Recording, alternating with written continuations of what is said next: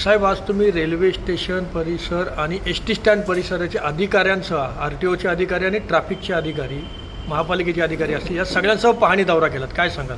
बघा, ठाणे स्टेशन जे आहे ते या 10 लाख लोक कम्युटर्स आहेत. रोजच्या रोज 10 लाख लोक प्रवास करतात आणि प्रवाशांची मोठ्या प्रमाणामध्ये आमच्याकडे तक्रारी आलेल्या होत्या आणि आज नाही तर गेली अनेक महिन्यापासून त्या तक्रारी आहेत. आमच्या नगरसेवक आणि नगरसेविकांकडे देखील त्यांनी तक्रारी केल्या होत्या आणि त्यामुळे संयुक्तपणे ट्रॅफिकचे अधिकारी, आर टी ओचे अधिकारी, पोलीस स्टेशनचे अधिकारी आणि रेल्वेचे अधिकारी असं संयुक्तपणे आम्ही आज त्या ठिकाणी पाहणी केली.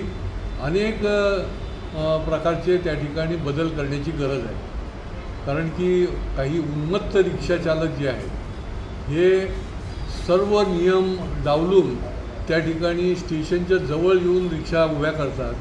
काही शेअर रिक्षावाले जे आहेत हे त्या ठिकाणी दादागिरी करतात आणि प्रवाशांचा प्रवास जो आहे तो सुकर होण्याऐवजी त्या ठिकाणी फार मोठा कॉम्प्लिकेटेड होतो.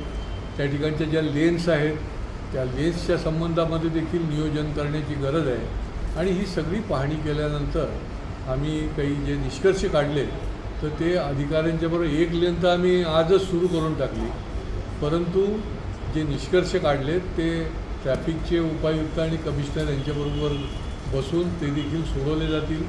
पुढच्या काळामध्ये गणपती आहे, दसरा, दिवाळी सगळे सणवार आहेत. मोठ्या प्रमाणामध्ये प्रवासी या ठिकाणी ये जा करत असतात आणि अशा प्रकारची जर काही रिक्षाचालकांची मनमानी असेल तर ती मोडीत काढणं गरजेचं आहे.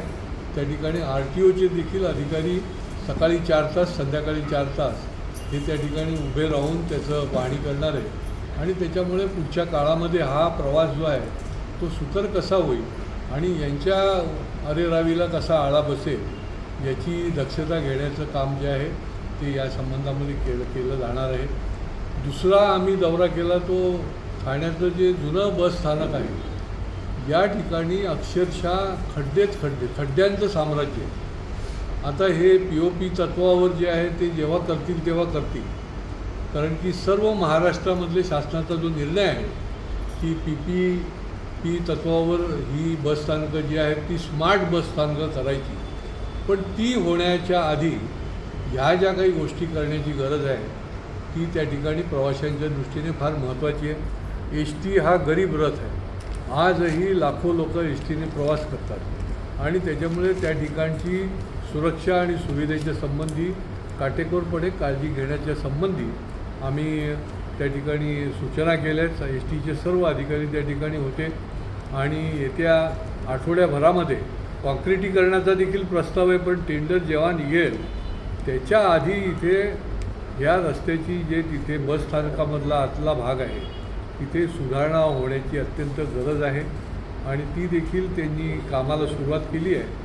मला वाटते येत्या 10 दिवसामध्ये ते काम होणं गरजेचं आहे आणि ते देखील काम केलं जाणार आहे. दुसरं, रेल्वेच्या इथे पोलीस चौकीची देखील त्या ठिकाणी लोकांनी येऊन मागणी केली आणि ती गरजेची आहे. मोठ्या प्रमाणामध्ये गरजुल्ले त्या ठिकाणी येतात, त्या ठिकाणी त्याचा गैरवापर केला जातो आणि त्याच्यामुळे पोलीस चौकीचा देखील प्रस्ताव हा माननीय आयुक्तांच्या बरोबर बसून की ज्या ठिकाणी ट्रॅफिकचे लोकही बसू शकतील, आर टी ओचेही बसू शकतील आणि त्या ठिकाणी हे काम जे आहे ते मार्गी लागू शकेल. मला वाटते पुढच्या काळामध्ये हे तपासणी करायला याचा फॉलोअपला देखील काही दिवसानंतर आम्ही पुन्हा एकदा हा दौरा करू.